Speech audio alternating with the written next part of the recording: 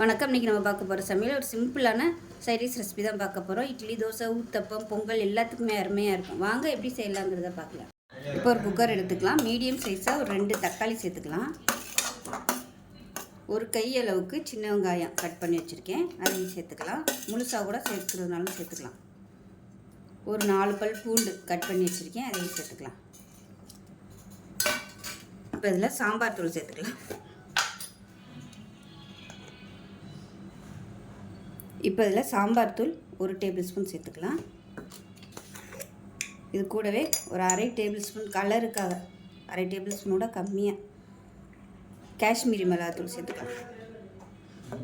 இப்போ இதில் கொஞ்சமாக மஞ்சள் தூள் சேர்த்துக்கலாம். இப்போ இதில் தேவையான அளவுக்கு தண்ணி சேர்த்துக்கலாம். நல்லா ஒரு 2 டம்ளர் அளவுக்கு தண்ணி சேர்த்துக்கலாம். தேவையான அளவுக்கு உப்பு சேர்த்துக்கலாம். இப்போ தான் மூடி வச்சிடலாம். மூடி வச்சுட்டு நல்லா ஒரு 5 விசில் விட்டுட்டு ஸ்டீம் போனதுக்கப்புறம் பார்க்கலாம். இப்போ ஸ்டீம் போயிடுச்சு, எப்படி இருக்குன்னு பார்க்கலாம்.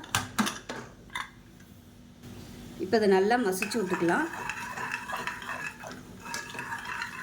கரண்டியை வச்சு நல்லா மசிச்சு விட்டுக்கோங்க. இப்போ மசிச்சதை தனியாக ஒரு பவுலுக்கு மாற்றிருக்கேன். தண்ணியை வடிச்சிட்டு மிக்சியில் போட்டு அடிக்கிறதுனால அடிச்சுக்கலாம். இப்போ ஒரு குக்கர் எடுத்துக்கலாம். இப்போ தேவையான அளவுக்கு எண்ணெய் சேர்த்துக்கலாம்.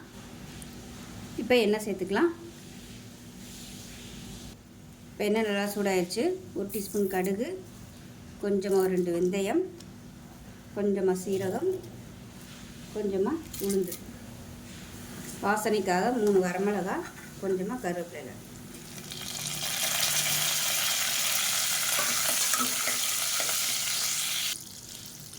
இப்போ இதில் ஒரு கை அளவுக்கு சின்ன வெங்காயம் சேர்த்துக்கலாம்.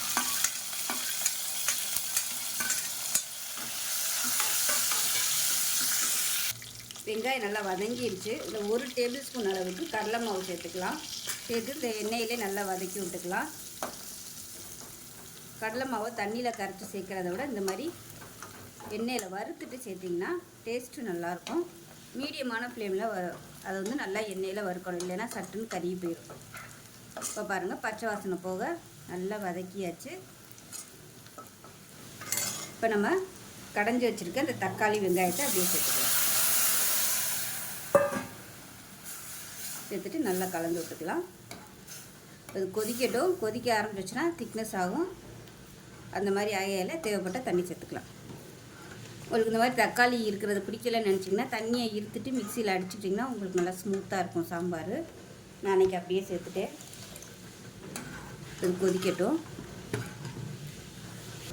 இப்போ பாருங்கள், நல்லா கொதிச்சிருச்சு. கடலை மாவு வந்து எண்ணெயில் நல்லா வறுத்ததுனால பச்சை வாசனை சீக்கிரமாகவே போயிடும். ரொம்ப நேரம் கொதிக்க விடணும் அவசியம் இல்லை. இப்போ இதில் பொடியாக நறுக்குனா கொத்தமல்லியில் சேர்த்துக்கலாம். அவ்வளோதான், சூப்பரான ஒரு பருப்பு இல்லாத தக்காளி சாம்பார் ரெடி ஆயிடுச்சு. ஏற்கனவே சொன்ன மாதிரி மிக்சியில் போட்டு அடிச்சிட்டிங்கன்னா உங்களுக்கு சாம்பார் ஸ்மூத்தாக இருக்கும். நான் இன்றைக்கி அவசரமாக பண்ணுறதுனால மிக்சியில் போடலை. நல்லா ஆற வச்சுட்டு தண்ணியை இருத்துட்டு மிக்சியில் போட்டு அடிச்சுட்டு சேர்த்துக்கோங்க. அந்த தண்ணியோட சூப்பராக இருக்கும். இட்லி, தோசை, ஊத்தப்பம், பொங்கலுக்கெல்லாம் கூட அருமையாக இருக்கும். செஞ்சு பாருங்கள். செஞ்சு பார்த்துட்டு எப்படி வந்துச்சுங்கிறத சொல்லுங்கள். வீடியோ பிடிச்சின்னா லைக் பண்ணுங்கள், கமெண்ட் பண்ணுங்கள், சேனலை சப்ஸ்கிரைப் பண்ணுங்கள், பக்கத்தில் பெல் பட்டனை ப்ரெஸ் பண்ணுங்கள். நன்றி.